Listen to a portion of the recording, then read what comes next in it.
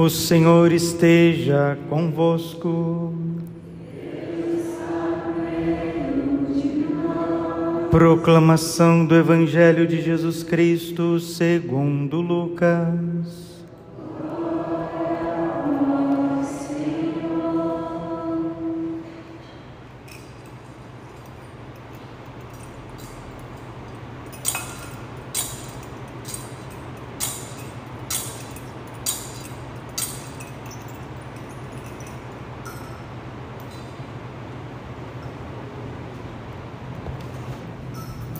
Naquele tempo, enquanto Jesus e seus discípulos caminhavam, alguém na estrada disse a Jesus: Eu te seguirei para onde queres que fores. Jesus lhe respondeu: As raposas têm tocas e os pássaros têm ninhos, mas o Filho do Homem não tem onde repousar a cabeça. Jesus disse a outro: Segue-me. Este respondeu: Deixe-me primeiro ir enterrar meu pai. Jesus respondeu: Deixa que os mortos enterrem os seus mortos, mas tu vai anunciar o reino de Deus. Um outro ainda lhe disse: Eu te seguirei, Senhor, mas deixa-me primeiro despedir-me dos meus familiares. Jesus, porém, respondeu-lhe: Quem põe a mão no arado e olha para trás não está apto para o reino de Deus. Palavra da salvação.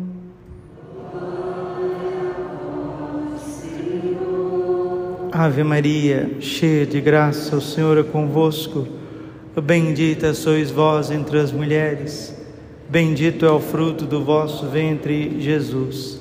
Santa Maria, Mãe de Deus, rogai por nós, pecadores, agora e na hora de nossa morte. Amém. Vinde, Espírito Santo, vinde por meio da poderosa intercessão do Imaculado Coração de Maria, vossa amadíssima esposa. Podemos sentar um pouquinho. Jesus, manso e humilde de coração. Quem põe a mão no arado e olha para trás não está apto para o reino de Deus. Lucas 9:62. O que significa colocar a mão no arado? Significa estar à disposição de Deus. Eis-me aqui, Senhor. Colocar a mão no arado é entrar para servir a Deus, é sair do nosso comodismo, é sair dos nossos quereres, dos nossos ideais, das nossas utopias. Então, quando colocamos a mão no arado, significa que nós queremos servir a Deus, queremos dar a vida por Jesus aonde Ele quer, como Ele quer, da forma que Ele quer. E a gente faz isso, mas lá pelas tantas, o arado parece que vai pesando, o sol do meio-dia parece que vai ficando mais quente, o gado que está ajudando a puxar o arado ali na frente parece que está empacado, e a gente começa a olhar para trás. O que é olhar para trás? Aqui é uma metáfora. Jesus está usando uma metáfora agrícola da vida campesina, para que todos nós entendamos. Olhar para trás significa começar a achar defeito em tudo. Está calor demais. Nossa, que calor, eu não aguento mais esse calor. Nossa, mas está frio, o vento está muito frio. Ai, meu Deus, que música esquisita. Nossa, esse microfone não está bom. Nossa, mas essa cidade aqui não é boa. Que trânsito caótico que é esse? Ah, mas olha, tudo é muito difícil. E a pessoa começa a ver defeito em tudo, e às vezes tem mesmo, às vezes é difícil mesmo. Às vezes a pessoa não está inventando coisa não, está difícil mesmo, está calor mesmo, o trânsito é difícil, certos lugares para a gente trabalhar é muito difícil, às vezes a gente não tem quem nos ajude, as circunstâncias são contrárias mesmo, mas quem coloca a mão no arado, ou seja, quem é crismado, quem casou, quem é sacerdote, quem é religioso, religiosa, quem consagrou a Nossa Senhora e começa a achar dificuldades em tudo, significa que essa pessoa já não está sendo movida pelo Espírito Santo, mas movida pela carne. E quando fala carne no Novo Testamento, quer dizer que a pessoa está sendo conduzida pelas suas paixões, pelas suas fraquezas. Carne aqui não denota, no Novo Testamento, não denota pecados sexuais em si mesmo, mas carne é tudo aquilo que provém de uma natureza caída. A pessoa é reclamona, ela reclama de tudo, ela está sempre mal-humorado, a tristeza, ressentido, está sempre ressentido, tudo isso é obra da carne. Gálatas capítulo 5. Aí, para poder achar uma satisfação na vida, ela quer beber, ela quer comer, ela quer ver coisas, ela quer comprar, quer falar, e no muito falar, diz o livro do Provérbios, não faltará o pecado. E esse falar já não é só falar mais, a pessoa já está fofocando, já está cuidando da vida alheia. Tudo isso é obra da carne.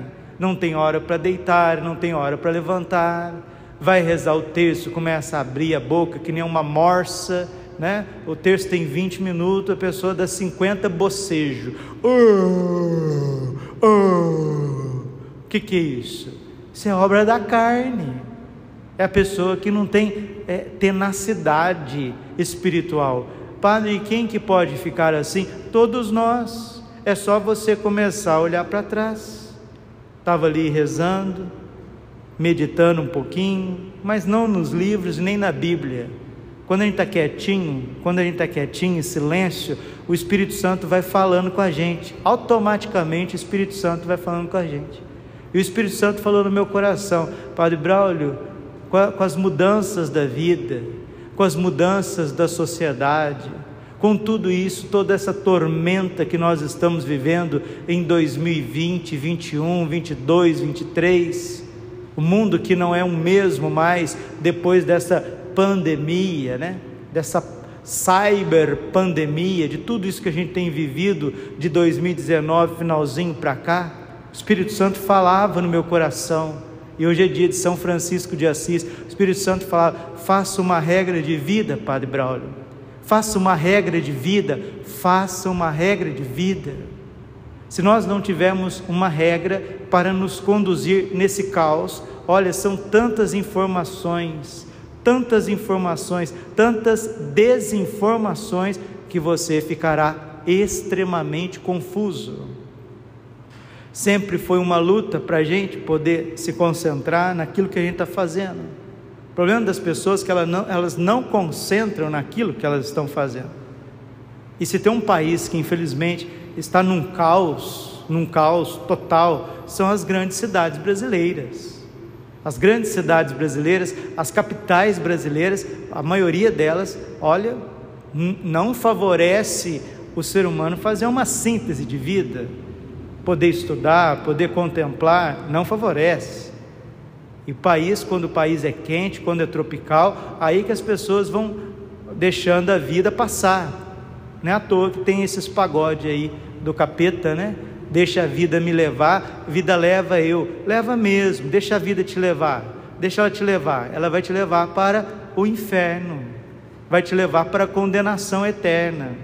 Vai te levar para a dependência de álcool, dependência de droga, dependência de roubar os outros, dependência de mentira. É assim que a vida vai levando as pessoas em todos os lugares, mas principalmente em países quentes. Aonde é quente, se a gente não tiver uma disciplina, você não vai fazer nada da sua vida, você vai ser uma pessoa frustrada. Eu gosto de estatísticas, gosto muito de estatísticas. Não sei se você sabe, o Brasil é um dos campeões mundiais em pessoas frustradas, carrancudas, impacientes, chatas. Sabe por quê? Porque a pessoa não se realiza nem humanamente, nem espiritualmente. Ou são pessoas ressentidas, magoadas, tudo me dói, ai, ai, ai, tudo não me toca, não me der, ai, ai, ai, coitadinho de mim, esse vitimismo brasileiro que não tem fim. Ou então a pessoa fica estressada. Não sei se você sabe, o Brasil é campeão mundial de acidentes de estrada e de trânsito. O Brasil tem muita coisa aí que ele lidera. Por quê? Porque infelizmente nós não temos organização. E o Espírito Santo falava no meu coração: Padre, as coisas estão mudando, as coisas estão mudando, o mundo está virando de cabeça para baixo, coloca a tua vida em ordem. Isaías capítulo 38, versículo 2, coloca a tua casa em ordem. Sabe por quê? Porque nós vamos morrer, e se a gente morrer e a obra estiver inacabada, você vai para o purgatório, e o purgatório é dolorido, o purgatório é passivo, o purgatório é longo. Santa Faustina, quando foi ao purgatório, Jesus perguntou para ela: você prefere um dia de sofrimento no purgatório ou 365 dias de sofrimento na terra? Ela não hesitou e falou: Senhor Jesus, eu prefiro tanto quanto o Senhor me der de sofrimento na terra do que um só dia no purgatório. O sofrimento no purgatório é muito intenso. E se nós que somos batizados, se nós que ainda queremos ser santos, se a gente não colocar a nossa vida em ordem, o caos da sociedade brasileira, o caos do trânsito, o caos do calor, agora tem onda de calor, né? E parece que não vai abaixar não. É muito calor, é muito frio. E quem que vai colocar a nossa vida no eixo? Olha para os grandes santos. Santo Agostinho também se converte assim, num ato de pura misericórdia. Ele vai e redige uma regra. São Bento converte também, tem um chamado profundo para evangelizar a Europa. E o que ele faz? Uma regra. Hoje celebramos São Francisco de Assis. E assim que ele faz a experiência da misericórdia de Deus, vinda de uma vida na carne, porque ele vivia uma vida leviana, longe de Deus. Deus o preservou em tantas áreas da sua virgindade, da sua castidade, mas ele vivia uma vida mundana. Ele era um jovem que gostava de curtir a vida adoidado, e ele tem a experiência da misericórdia de Deus. Jesus fala com ele, ele pergunta ao nosso Senhor: Senhor, o que tu queres que eu te faça? E o crucifixo fala com ele, o crucificado fala com ele: vai e reconstrói a minha igreja, porque ela está em ruínas. A conversão de São Francisco não é uma conversão aleatória. São Francisco, São Bento, Santo Agostinho, São Paulo, essas grandes conversões da história, Santo Inácio de Loyola, essas grandes conversões são conversões à Santa Igreja Católica. São Francisco não se converte simplesmente de uma vida torta para uma vida ética, não. A conversão de São Francisco é uma conversão eclesial. São Francisco é católico, ele vai amar Jesus, amar o coração de Jesus, ele vai amar Nossa Senhora, ele vai amar o Santo Padre, o Papa, ele vai se submeter à igreja, ao magistério, à tradição. São Francisco é católico, ele crê no mundo angélico, ele é um grande exorcista, ele vai fundar a ordem feminina, que são as Clarissas, ele vai fundar uma ordem terceira para os leigos fazer penitência, abraçar a cruz de nosso Senhor Jesus Cristo. E São Francisco, ele é tão belo, porque ele é simples, ele é humilde, ele não se confunde. Quando coloca São Francisco como padroeiro dos animais, da natureza, não é porque São Francisco vivia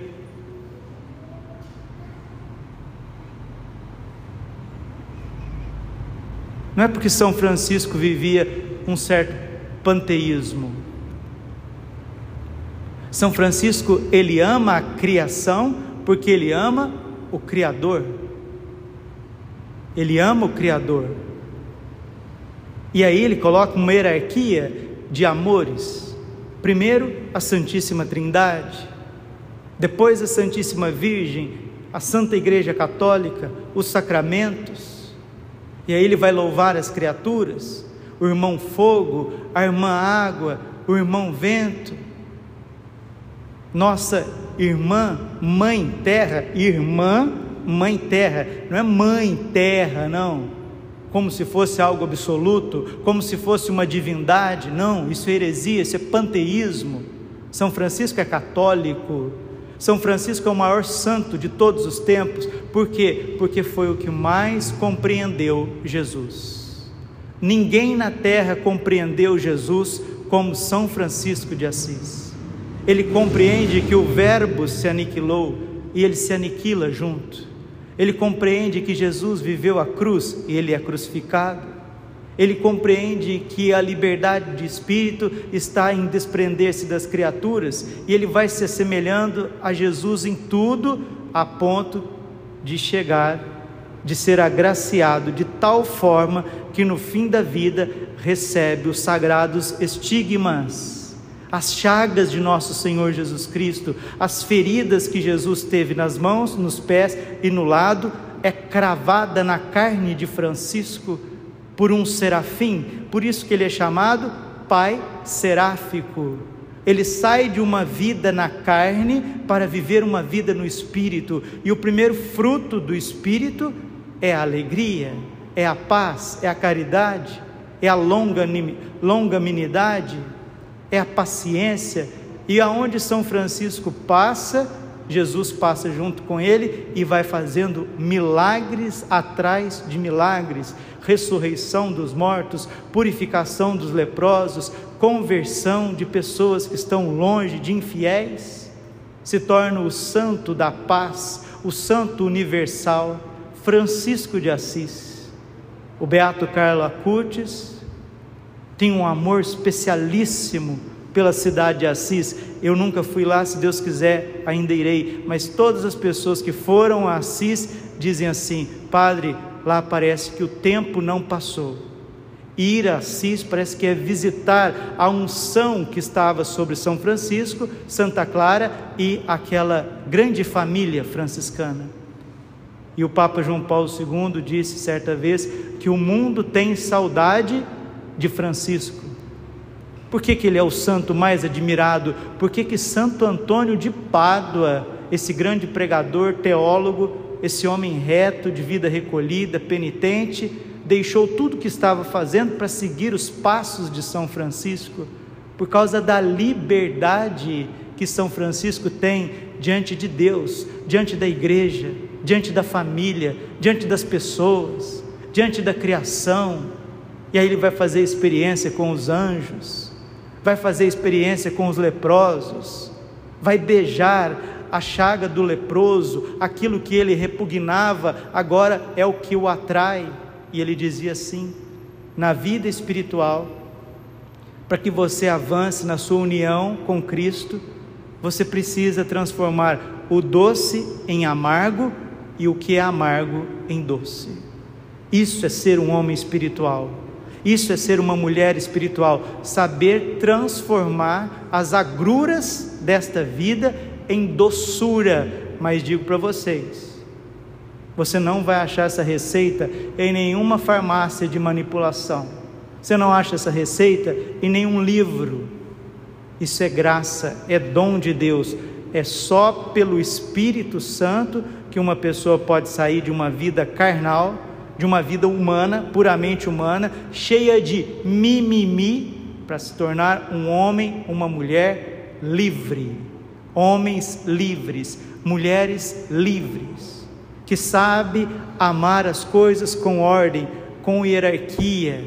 E nesse mundo caótico, se você não tiver uma regra de vida, você vai se tornar um espectador, né?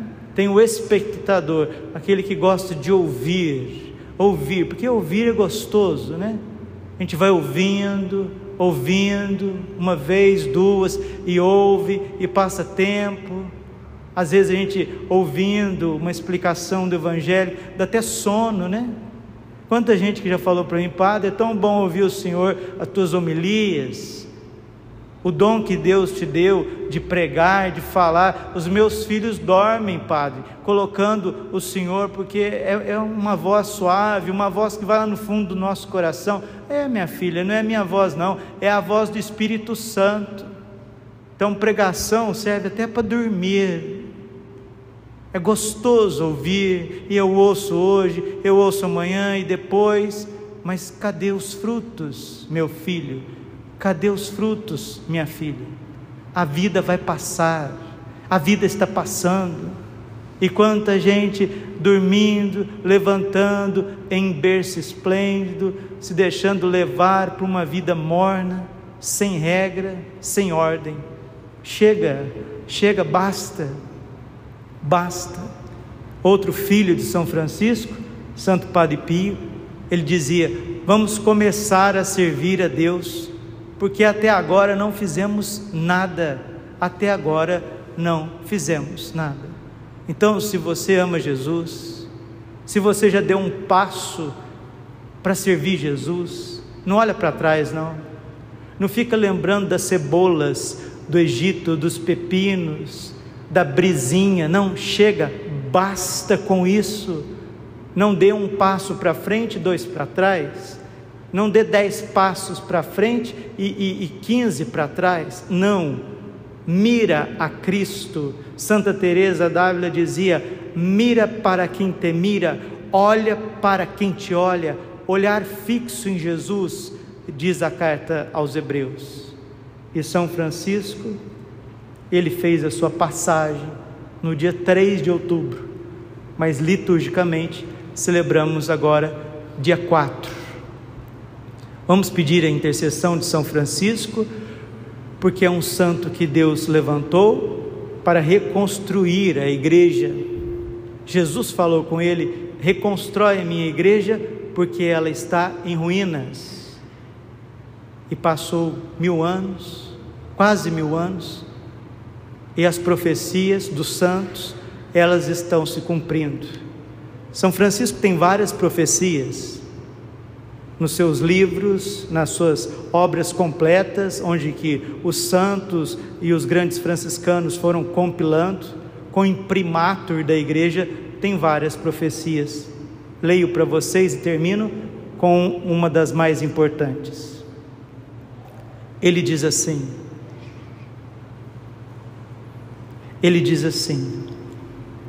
meus irmãos, hajam com bravura, tenham coragem e confiem no Senhor. Aproxima-se rapidamente o tempo em que haverão grandes provações e aflições. Abundarão as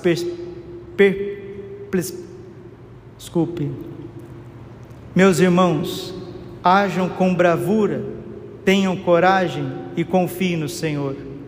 Aproxima-se rapidamente o tempo em que haverão grandes provas e aflições. Abundarão as perplexidades e discórdias, tanto espirituais como temporais. A caridade de muitos se esfriará, e a maldade dos ímpios aumentará.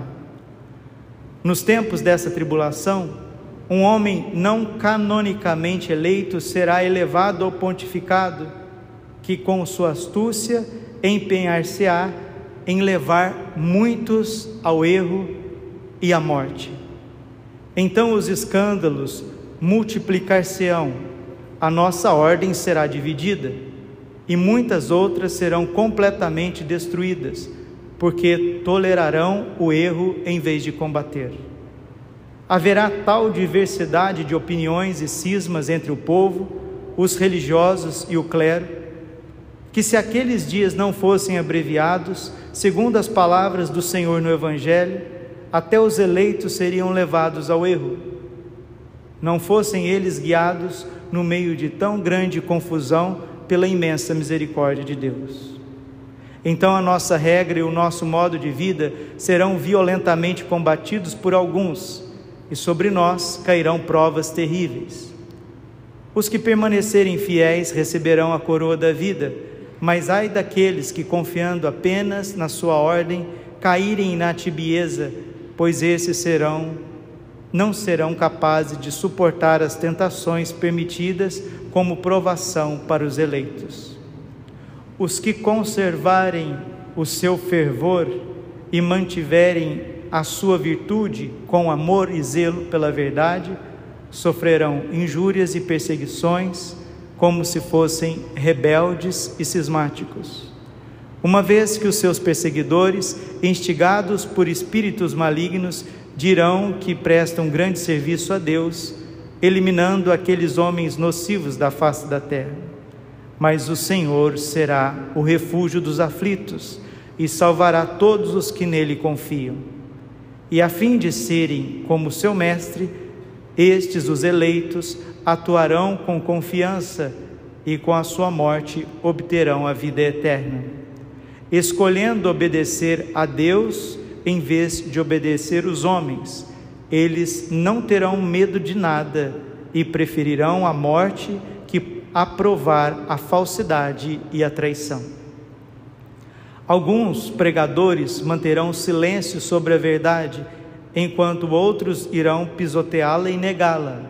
A santidade de vida será desprezada até pelos que exteriormente a professam, pois nesses dias nosso Senhor Jesus Cristo enviar-lhes-á não um pastor verdadeiro, mas um destruidor.